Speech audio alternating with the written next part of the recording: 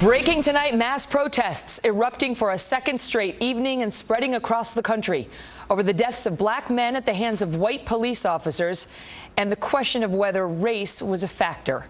And now President Obama's point man on this is calling for big changes to the United States justice system.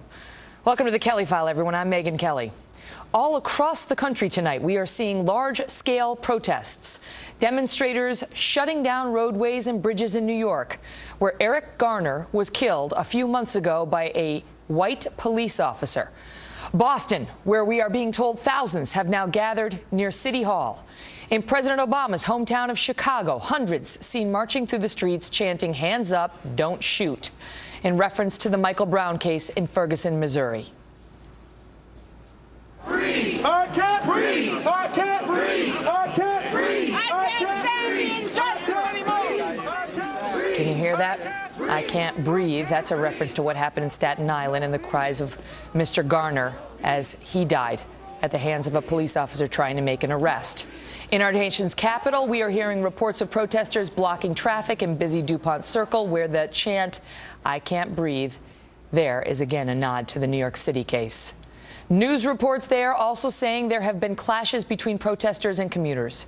It all comes just hours after civil rights leaders called for more federal involvement in officer-related shootings, including Al Sharpton, the controversial activist who has been working hand in hand with the White House on all of this. Listen. The federal government must do in the 21st century what it did in the mid-20th century. Federal intervention had to come into the South to protect people's civil rights and voting rights.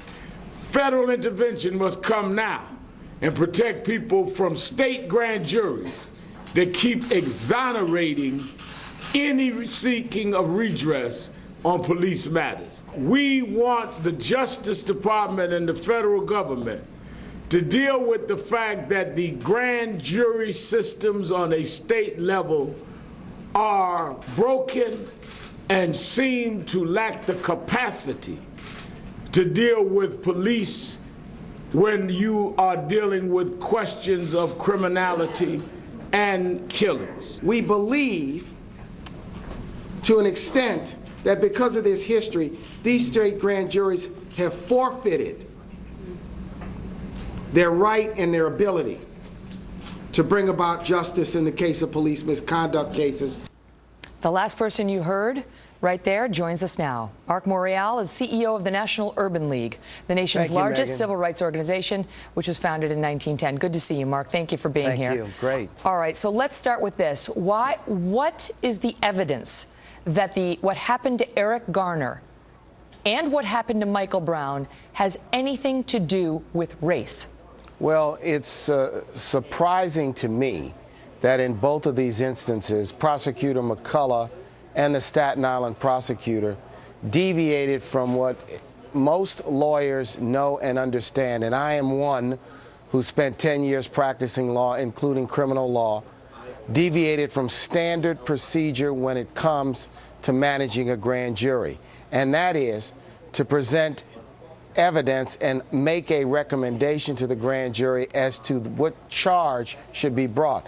Then secondarily, both in Ferguson, not even asking, but releasing secret grand jury testimony into the public sphere, and here in Staten Island, asking a judge for the release of such testimony. The judge, for the most part, denied that request, allowing a release of only a limited summary. All right, so it's the request by the prosecutors for release of information. That plus the fact that in Ferguson, the prosecutor did not specifically ask for an indictment. Is that your evidence that these two cases have something to do with race? In those two cases, it's surprising as to why that process would be followed, where you have a black victim of a police killing and a white alleged perpetrator of that killing. And so what I ask is, why were these cases handled differently than most cases? Do you think it could be the national spotlight that was on those cases as opposed to the race of the policeman and the person who died. For a good prosecutor who is experienced, that should not really matter. What should matter is fulfilling the responsibility. I also, Megan, look at the history of the Rodney King case, where a state court failed to bring about a conviction, and the federal government brought a prosecution and secured a conviction. Ditto for Abner Louima. Ditto for the Danziger Bridge case down in New Orleans. Those are just a few examples, and these are 5 examples I'm citing here. No doubt there are others, and I think that there ought to be a careful look at why in these cases do these state grand juries. So here's what Okay, but let me jump in, because you cite a few examples, but the same examples, opposite examples, could be cited the other way. I mean, just doing brief research before we came to air tonight, I can cite for you several examples of a situation where a black police officer killed a white man and no charges were brought. So black cops killing white men, no charges resulted in those cases. Is that racism against whites? No, let me finish my point, and I'll give you the floor. Just today, a white police chief who fatally shot an unarmed black man in South Carolina back in 2011 was charged with murder. And we could go on. When there are situations where white cops shoot and kill black men and the white cops are charged. They're few and far between where a white cop is killing a black man, but I can cite to you examples where it's happened and the white cop is charged. I can also cite to you examples where the black cop killed a white man and he's not charged. What is your evidence that the result in these 2 particular cases had anything to do with the fact that the dead men were black? You seem to be really hung up on this question, but let's look at the cases at hand. I'm not hung up on it. You're hung up on it. The Congressional Black Caucus that says black and brown lives don't matter. Cops can kill with impunity. Give me an opportunity to finish. I'm defending the charge you just made. Yeah, but you're going to have to give me a chance to finish. You go ahead. So let's look at these cases at hand. The cases at hand did not yield justice, and that's why I am pleased that the Department of Justice and the Attorney General are going to conduct. I get that. You're entitled to your opinion on that and to push for an additional investigation.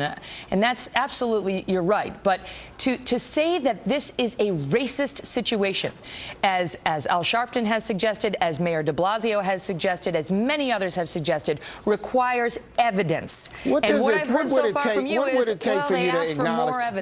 take for you to acknowledge that race is an issue? Maybe you don't want to acknowledge that race is an issue. I'd like to know the proof. Just tell me. Let us say this. On this issue, we have a difference of opinion. And as Americans, we have a right to have a difference of opinion. I would like to know the evidence with respect to how this occurs. And I think there are just too many instances.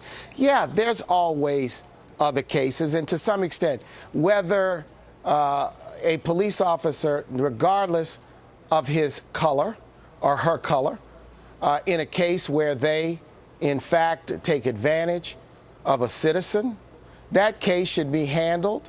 Those people, if probable cause is met, should be prosecuted. And I think the outcry you see, Megan, is not operating in a vacuum.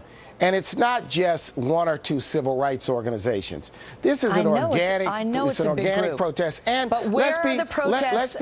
Where are the protests over the fact that 91% of all blacks who were murdered in 2013 were killed by other blacks, 7% were killed by whites. 91% of the murders committed against black people were by other black people. So let me tell you about your right-wing talking points. It's not my right-wing talking points. Those are statistics and facts, If you want to know where the outrage is, come with me on Sunday to 100 African-American churches around the country where there's a conversation about violence, police violence, black-on-black violence. Right. That just may not be a part of the community that you see, where there's outrage, where there are rallies, where there are outrage and rallies. I haven't seen the rallies like this because you're over not the black-on-black crime, which is 91% in New York City and nationally. The protests are about the lack of accountability by the system, Megan. When black people take advantage of other black people, prosecutions take place in many of those cases. This is about the lack of accountability. A police officer wears a uniform. They're sworn to uphold the law. They're public servants, and they should not be above the law. Agreed, but when grand juries feel that a prosecution should ensue, it does, i.e. the South Carolina case. But when the grand jury doesn't feel that way and it plays out and they hear testimony like in Ferguson from 5 African-American witnesses who say the story was as the white cop said it was. What about the Garner case? Why do we have to say it's about race? You saw the tape in the Garner case, Megan.